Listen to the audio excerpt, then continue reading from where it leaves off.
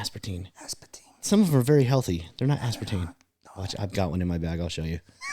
He's talking to me about fitness. Aspartame, brain cancer. Don't overcomplicate the situation.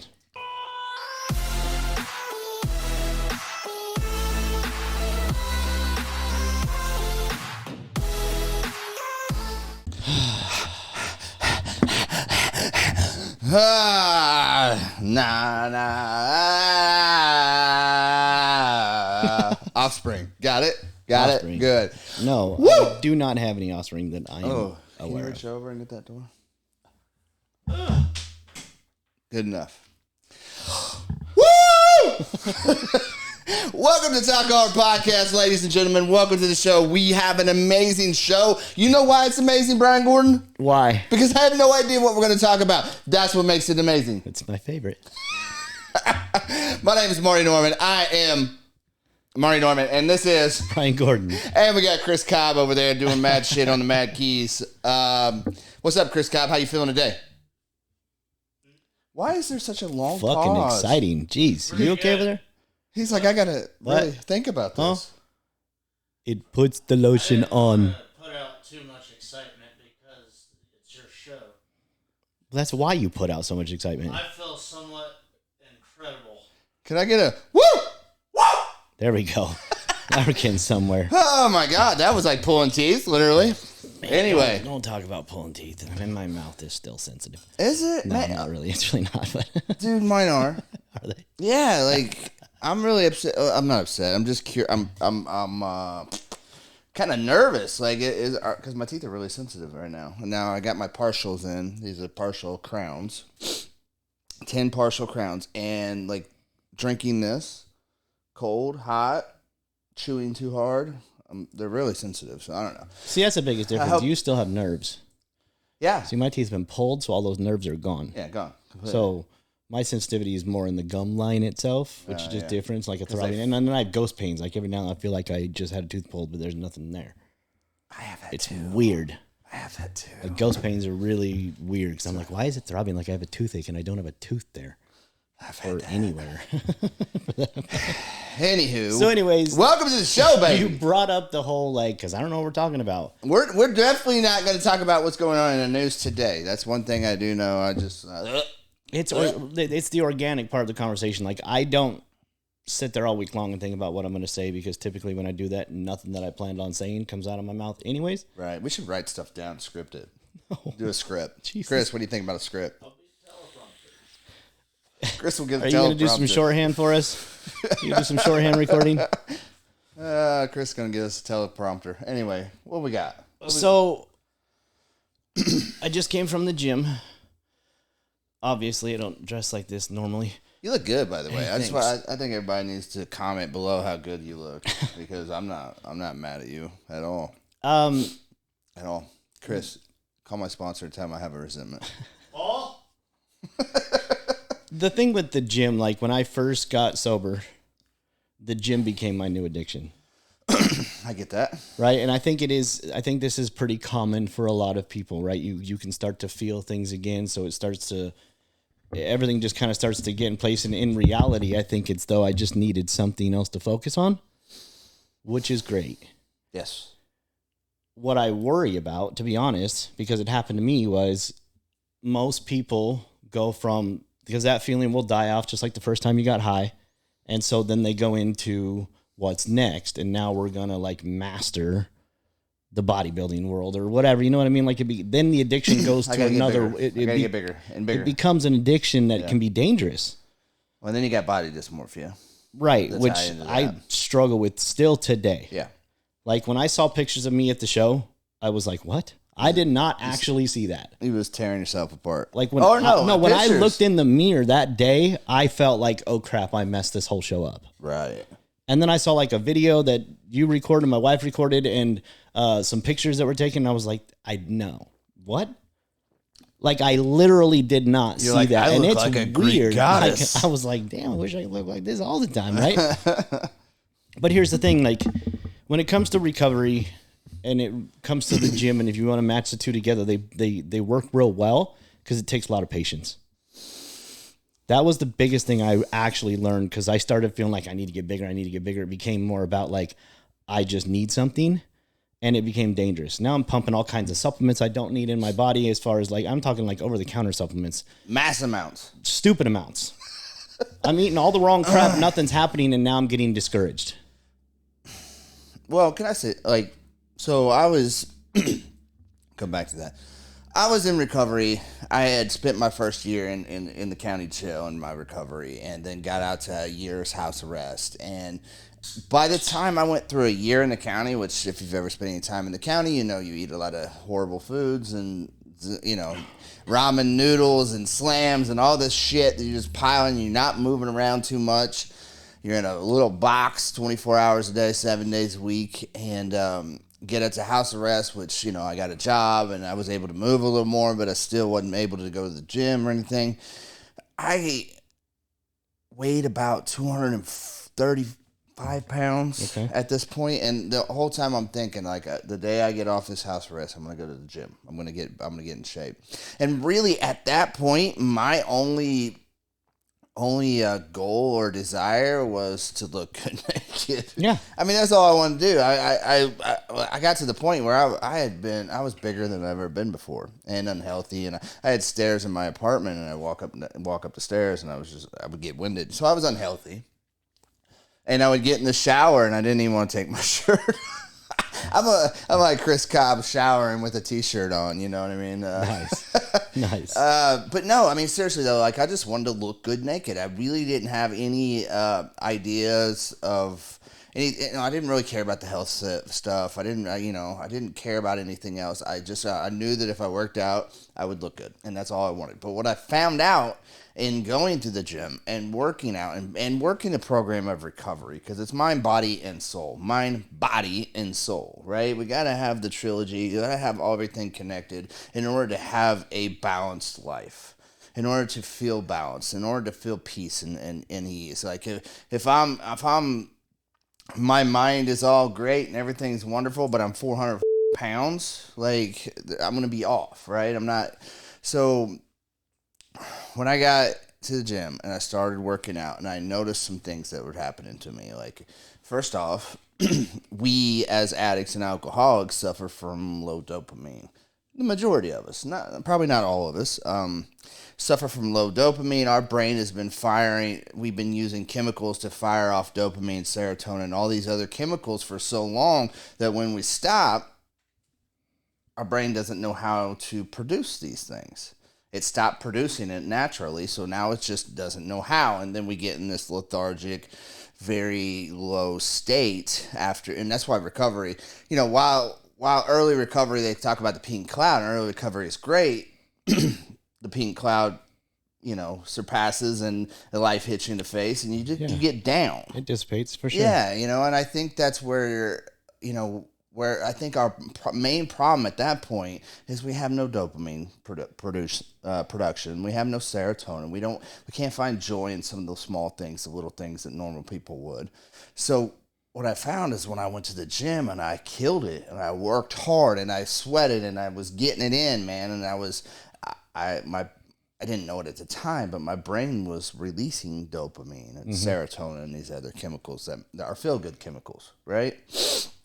And then when I get done, boy, I just feel like I took almost like I took a shot, you know? You get a little bit of shakes, and you start feeling good, you start feeling pumped. But here's the other thing. The other great thing about that is you would start to see results. Right. Now, I would see results, and of course, that becomes an addiction. You're like, oh, and then you start looking at stuff, because I have body dysmorphia as well, which I think a large portion of us do. I would look at stuff, be like, okay, I can work on that, I can do that. Ooh, look at that. But then it got worse, right? So just like you were starting to get into is, okay, I need to get bigger. I need to get stronger. I need to get more cut. I need to get this. You just plateau at this point. More. Just like recovery, if you don't do the research and dive into it, it doesn't work. Right. You can't just show up, right? Meetings don't just keep you sober. It goes deeper than that, right? Meeting makers make it. Right? Bullshit. Like, it goes deeper than that. Yeah. And so I hit this like plateau, and it just like, I was like, man, I think I'm I just need to eat more and get bigger because that's, you go on YouTube and you find some of these bodybuilders are like, just eat to get big. Okay. Eat your So eat your body was, weight. Eat right? your body weight. So I was just eating like clean food, chicken, rice, red meats. Like I was vegetables. I was getting it all in. Not much was changing. Right. I was trying to rush the process. I won it yesterday. And that is the craziest thing about like the whole entire journey. I learned more in my prep about actual like gym dedication and what it looks like, the mythology, all these different things behind it. And going through that part of the process when I took the time to slow down, it's not going to happen tomorrow. Stop weighing yourself every day. Ooh. Stop worrying. Like that's bad. But here's the thing. Like your body will on certain days, mine is typically Wednesday. So I would wake up on Wednesdays and weigh more. Really? Because my body on Wednesdays retains water. My body's got a system just like everything does. And a lot of people have a day. Does that have to do with like the moon and... It's just the way like my body just was retaining water on Wednesdays. The moon is at a certain point and with your menstrual cycle. And is it that? To be honest with you, I don't know the science behind that. Right. I just know that like that's the homeostasis that my body was living in. Can I say this too, guys? Like weighing yourself is dangerous as you can get. If you suffer from any kind of mental illness with body dysmorphia or just any kind of anything like that, because what I noticed is I was going to the gym to lose. I wanted to look good, so I wanted to lose. I wanted to lose my belly and my love handles and everything else. Yeah, we put a number on it, and that's the problem. Well, and that's what I did. I'm like, okay, so my ignorant knowledge is I want to lose this belly and this love handles. I need to be losing weight when I step on the scales. And that was not the case. I mean, there was a moment there where I lost like 10 pounds right out the gate, but then I started gaining weight. Well, muscle density weighs more than fat. So this much muscle weighs more than this much fat. Exactly. And a lot of people don't get that. Well, and that's the thing too. It's like, you lose that initial weight, which I think this is across the board for most people. They'll lose. Initially, they start going to the gym. They'll see big results on the scales. 100%. If you are a virgin in the nutrition, bodybuilding, exercising world, your body will strip down or do whatever because it's fresh. Yeah. It's like, whoo, it's a drug. Well, you literally have been sitting on your ass for everything the will last change. However many years, and now you're up moving. Right. Boom. Right? Big results. Then your body adapts. And it usually will adapt rather quickly, which is why it's like all these 30-day diet challenges. Well, yeah, if you haven't worked out, I can get you to lose 30 pounds in 30 days if you've never done it. It's really not that hard. Yeah. Keeping it off, whole nother story. And that's where the shit happens, because I lost that initial 10 pounds real quick. You're feeling good. You're looking in the mirror more than you should, and you're feeling good. And then the next thing because I'm bodybuilding at the same time, and I'm now after I lost the 10 pounds, I started gaining weight, right? And then I started getting into a whole different, up here, like, oh shit, and now I'm running a mile before a workout, and I'm like, oh God, and so that's anyway. So where I worry about things, and the reason why I wanted to talk about this today is not to be negative, it's to be realistic. I want to motivate people through the reality of what this looks like, right? Yeah. So stop weighing yourself every day because it's not going to work. Okay? You don't have to go into the gym and lift super heavy to build muscle mass. I learned that the hard way. The chances are you're probably going to end up injuring yourself. The hard way, like I said. Because everybody's in a rush, right? My prep, Chris, I don't know if you have the capacity to put a picture up, but if you do, I'll show you the before and after about right here in the video of what I looked like when I started at about 200 pounds. And to me, I wanted to weigh 200 pounds, yet at 200 pounds, I looked like crap. I stripped all the way down to 176.5, I believe it was, sitting at 3% body fat, and I looked like I was 200 pounds of just sheer mass. Since you mentioned it, Chris, I want you to put my before and afters in here too. How about you guys? Yeah. It's funny stuff. Anyway, yeah, go. That's what I mean. But what that took was 6.5 months of very serious dedication. But it was more than just the diet, like you say, mind, body, and spirit. Mm-hmm. The mind has to be right. I am able to stay where I'm at because I think about it. I fire my muscles without going to the gym. Yeah. You can do these things. So I want to say this too, because he hasn't. When did you do your show? How many months ago was it? Oh, that was over a year ago. Over a year ago. Dude was in the. How old are you? 42. 42 years old. Peak physical condition at 42. Looked great. Got some awards. Got some. What'd you end up taking home? I ended up taking third in the true novice against people that were like in their 20s. Yeah. And then I ended up taking second place in the 40 over. 40 over, right? Looking like a Greek goddess, right? All right, I'm gonna show the picture of him right here. Bam. And I've never stepped on a stage and done this. This is why I wanted to do it. First time, yeah. And it was. I was going to the gym with you at the time while you was going through all this. And trust me, guys, when I tell you, I don't know the intimate nature of where he was at in a set, but I did see a lot of changes. I seen a lot of frustrations, and you know, I could only imagine what he was going through, calorie deficient, all these different things he was doing. Well, here, I'll, just for the people that are struggling with this and what they're going through as life hits you, right? Just to generalize your diet, don't beat yourself up, right? A lot of us eat our feelings. That's the biggest problem, right, and so we get into the state and then we punish ourselves for it and then we go eat more feelings. And that is where we struggle. But for me, I started the prep out of a decision because people always asked me if I was going to do a show. And I decided, I talked to my wife, let's do it. Shortly thereafter, I lost my job. Shortly after that, I had a family situation that added to a ton of stress.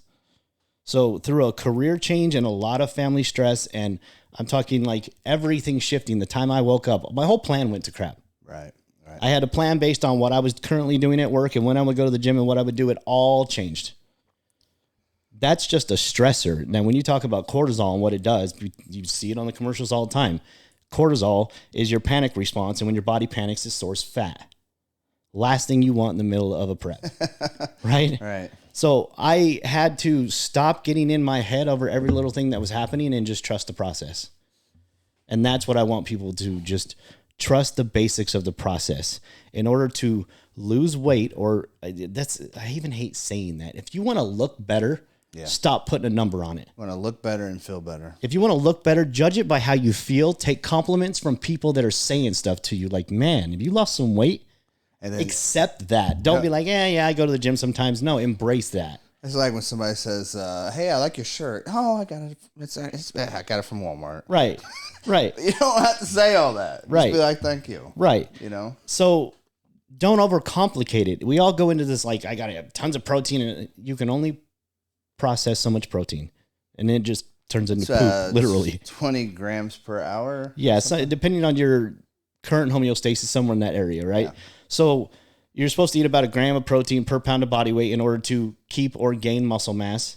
And not then all there's at once, carbs, by the way, right, over your course over of your the course day. of the day. Yeah. And then there's carbs and fat. So your body uses carbs as its source of energy first, glycogen, and then it turns to fat, which is why I went into like intermittent fasting and why I went into keto, because then I needed to turn my body into burning the last of the fat off my body. Yeah. But that's just the basic science behind it. That's the complicated version of it. If you want to simplify it, don't beat yourself up. You have to burn more calories than you eat, period. It's really that simple. But don't think, well, if I'm at 2,800 calories right now, I need to go down to 1,500 because your body will balance real quick. So you'll lose a lot of weight over 3 weeks and then you're stuck. The way I did it was I had to strip 100 calories out of every meal every week. So I went from 2,800 to 27, 27 to 26. 26 to 25, and I just slowly stripped it down. Per week. And every now and then I'd throw a cheat meal in there. And a cheat meal doesn't mean go eat a pound of cake. A cheat meal means go eat like a burger. Chris. It's a mental thing, but it's also part of your metabolism. Chris, you said it. Cake's fine on a whole cake. The point of the cheat meal is to mentally make you feel better because it just... Have a big, fat, nasty cheeseburger. Yeah. Yes. But it'll also throw your metabolism up because now your body goes, whoa, what's going on? We don't eat this stuff. Yeah. And it'll try to burn it quick. It'll kick your metabolism up. And so that's what they're for. But primarily, they're just for mental. Yeah. Like every now and then, you just got to enjoy your life. Yeah. If you're not enjoying your journey in fitness, it's never going to happen. Like I could not do what I did for prep sustainably. I live in a better space now because I got used to living on a different diet. That's what I was trying to hint at earlier. So you haven't done this show in a year, and your workout routine, I've noticed, is probably what, once, twice a week now? Yeah. I mean, and the dude, take off your shirt. Take off your shirt, bro. And the dude, like, if I quit working out 4 or 5 times a week, like, I hate you. But see, I hate you. well, I love you, by the way. I have a physical No, job. I'm kidding. So that does help.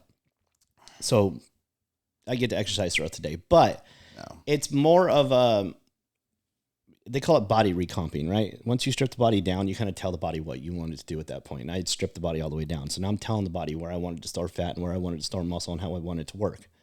And you train it like an animal. It is. I'm being dead ass serious. If you see some of these pros Brian that Gordon's doing body this for years, like an animal. I feel like one. Beast. You can. It's a mind muscle connection. Yeah. And I that's totally what it understand. is. Like, people I don't lift heavy. Go heavier on that, because people don't understand. Like, when you're at the gym and when you're working out, that mind muscle connection. If you can figure out how to connect the mind and the muscle on the muscle that you're isolating, Yeah. dude, your growth is going to be phenomenally different than. And I did, when I first started working out at that 2-year point, I had no idea what I was doing. I've been in prison a few times. I knew how to do some prison workouts. I knew what kind of worked with me and what kind of didn't. And I had no idea about nutrition and food, right? I just knew the basics. You eat chicken, you eat rice, you eat fish, you eat some protein, you eat your body weight in protein grams. I knew that much, right? But when I really started, I don't remember what video it was, but I watched a guy talking about mind, and when I first heard the mind muscle connection part, I was just like, this is whimsical. This is silly, right? I thought the exact same thing. This sounds I thought retarded. this is stupid, but then the farther and like again when I hit that discouragement point, I was like, I'm gonna figure this out. Something's gonna. I'm going to figure this out. I am not gonna stop. I may be at a spot, but there's got to be an answer because other people are doing it. And if other people are doing it, then I can too. There you go. That's the difference that everybody needs to shift to. But to talk deeper about the mind-muscle connection, and we've talked about this before, the body and mind don't know the difference between imagination and reality. There it is. So if you think about, when you're lifting your shoulder, you can start to feel, I do it, the way I go to the gym is I'll go in there, I'll pick something light, and I will kind of dummy the exercise and do a couple reps. And while I'm doing that, I'm focusing on what I want to fire with lightweight. Because when you're picking up something heavy, it's really hard. Yeah. So I'll go with lightweight and I'll really feel it until it starts to burn. Do 25, 30 reps, lightweight, so it's not going to tear. But you're feeling it burn, okay, that's the one I want. That's the muscle I want. There it is. It's starting to burn. There it is. Because guys, listen, man, when you do any kind of motion, any kind of rep, the slightest difference in hand, the trajectory of which you lift and put down and pull and push is firing off a different muscle. It would be as simple as when you do like back pulls. That's why form is so important. Most people pull and they pull with their wrists. If you drive with your elbows, you engage the back muscle 10 times more. There it is. So I would think about driving my elbows back, not pulling back on the weight. And that activated a different part of the muscle, and then I could feel it way differently. And then there were times when I wanted a different part of my lat, and I would pull with my wrist to stretch it out more. But I could feel it. I knew what I was like. I could feel it. And when that happens, that in itself is a high. I'm going to be brutally honest with you. That in itself is what I talked about last week. When you start to feel, I hate use the word godlike, but that's the reality of feeling supernatural. That's the better word for it. Love it. You feel supernatural because you're like, dang, I can feel it. Mm-hmm. And it is a trip. And that's why it's because you can go to the gym and you go to the gym and you can push out these weights and you can pull, you can go and really get no results or minimum. Right? But when you really connect with what he's saying and what he's talking about, like you're going to be at the gym anyway, right? You're going to put in this work anyway. Why not get the best results from the same amount of work? And that answer and that solution is simply mind connection to muscle. And really, form is like, I know you guys think it's crazy, but form and going, you see people at the gym and they're just throwing up these weights, and you're watching them, you're like, Jesus, like he's slopping that up, he's pushing it up, he's going fast, he's going hard, and I'm just like, what are you doing? And I'm looking around like who he's trying to impress, and there's always a girl right next cool, to you're strong. You look great, but like, you're not doing anything. You're strong. Yeah. Technically. Now, if that were to go to real life, like I could bench over 300 pounds, but if I tried to lay underneath a car that only weighed 300 pounds and lift it, it probably wouldn't work. It's a non-balanced weight. It wouldn't be the same. I'm just going to tell you, I can lift a car. The whole point of this is like, you got to stop overcomplicating everything and start diving deeper into what you really want. And what that comes with is focus. Focus, focus, focus. I can't say this enough. Focus. I want people to understand that the more you focus, the more calories you burn. Chess masters burn over 4,000 calories a day. Thinking, sitting, moving chess pieces. Shut up. Dead serious. Shut up. Chris, can we Google that? I need to find out. Write it down. If you guys Google this for me, please put it on the comments below. I would love to see if this is a fact or fiction. Because I don't know if I believe him. What you don't understand is when people talk about the levels of intensity, and that does come from the brain. The brain is what burns the calories. Your brain tells your muscle what to do, and that activates the burning of the calories. It's your brain that's burning the calories, which is why when you go into an intermittent fast and you start to burn fat, well, your brain is fat. And so when you feel clarity, it's because your brain is hyper-focused on survival mode, and you're focused. You're not thinking about the eating because you don't want to, because you're trying to get through the fast. Intermittent fasting is very difficult at first. You're hangry, you're irritable, like it does not feel, you want to throw up sometimes. Like, explain to the people what intermittent. So it's a period of time in which you have burned through all of your glycogen, all your calories, and your body is in a fasting state, which you're supposed to do before like a doctor's, that's why they say don't eat until 8. Typically 12 hours is where a fast would start. Where to start? You don't eat till 8. You don't eat after 8 p.m. and then your doctor's appointment was at 8:15. You've had 12 hours of no food, and now all of your blood work is in your natural state. So that's where it's your natural state. From there forward, it's now just burning the energy it can, because now you're awake. Most people wake up and they eat food. So that starts your body into the calorie burning stage. When you go into an intermittent fasting stage, now you're burning fat and other sources of energy, and you're clearing things in your body. So, do you fast today? Yes. What time do you eat during the day? I typically won't eat anything until about 4:30. Okay. I kind of do that. I do a 12 to 16 hour fast depending on the day. If I know that it's dangerous for me because I'm going to be lifting heavy stuff for work, I will go ahead and eat. Eat something. Because I've already gotten my 12 hours before that hit, so I've gotten into a general fasting phase. If it's not that crazy of a day, then I'll just go ahead and go through until I get home, which can be sometimes 16 hours, and then I eat everything in like a 4 or 5 hour window. What time do you stop eating at night? I typically stop eating around 10 o'clock. So you eat from roughly 4 or 5? Until about 10. So about 6, 5 hours. 6, 7 hours. Okay. At 6 most. hours. 6 to 7 hours at most. Okay. All right. So in this fasting state, again, but it's the focus. It's saying I did it. It's right here. It's all in your head. When you can move past that, that's just the mental clarity I want people to understand, is that this type of focus, and these are easy things to try, just don't eat. Mm-hmm. You can still drink. Water's got no calories in it. Lots of coffee. So you can drink coffee, but you'll start to feel a difference. Some of you are like, I can drink. Not that kind of drink. I can drink in the morning. You can drink water. Brian Gordon said I can drink in the morning. You can actually do whatever you want. Yeah, it's your call, man. Look, here's the basis of what I want to leave everybody with, because we got a little complicated. Don't complicate it. Yeah. Look up. There's so much information out there. It's ridiculous. A couple of things. Right? Focus. Form is everything. Patience. Diet. Like, look at diet. Look at what. Look, man. It's simple as this. One of the things you'll hear a lot is when people think of diet, they forget about what they drink. If you're drinking Polar Pops every day, a couple times a day, It's 170 calories per. That's half of a meal for me. Look! You look at a Mountain Dew, for instance. Yeah. A 20-ounce bottle of Mountain Dew. Now you're closer to 210 calories. Not even the calories. Look at the sugar content. Oh, yeah. Look at the sugar content in your. If you had a Coke in your hand right now, look at the sugar content. 56 grams of sugar. 56 grams. Now imagine if you're in the recovery world, 56 grams of cocaine. You know how big that is. That is filling up half of that Mountain Dew bottle of sugar. Right? Here's where sugar is dangerous, just real quick. So carbs are sugar. It's the same thing.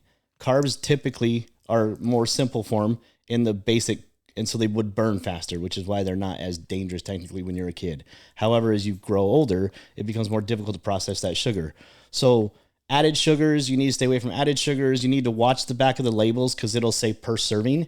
Yeah. 110 calories per serving, but there's 13 servings in the bag, and you eat the whole thing, and you're like, what? It was 110 calories. Read the label. The bag is this big, and it has 13 servings. Read the label. Yeah, you just got to be aware of what you're doing, and if you really care that much about it, I encourage you to dive into it, and as soon as you get discouraged, understand there's a process to it. It doesn't mean you failed. It just means you plateaued, and you need to readjust. I can get anybody out there to lose weight in 30 days, but will they keep it off? No. I think change happens slowly over time. if you just look at what you drink too, because I mean, if you're drinking Pops and you're drinking Red Bulls every day and you're drinking this, like that's Red Bulls are wicked. You gotta watch what you drink. You gotta watch the condiments that you're adding, also, because there's a lot of sodium and there's calories in them as well. I didn't realize how much is in ketchup. Yeah, it's just pure sugar, really. It's a lot of sugar. You can get low sugar. Again, healthy food does not taste like crap. It don't. I eat healthy. I eat good food. Like you'd be surprised what you can do to a salmon. Like, if I go to McDonald's right now, I will be on the toilet for 12 days. And it'll taste horrible. It does. It really genuinely tastes horrible after that. Why the hell? I think if you break away from fast food for 30 days and you go back to try it, want to. You'll go back and try it again. You'll be like, what the? Why do I like this? I sleep better. I feel better. I have more energy because I cut soda out.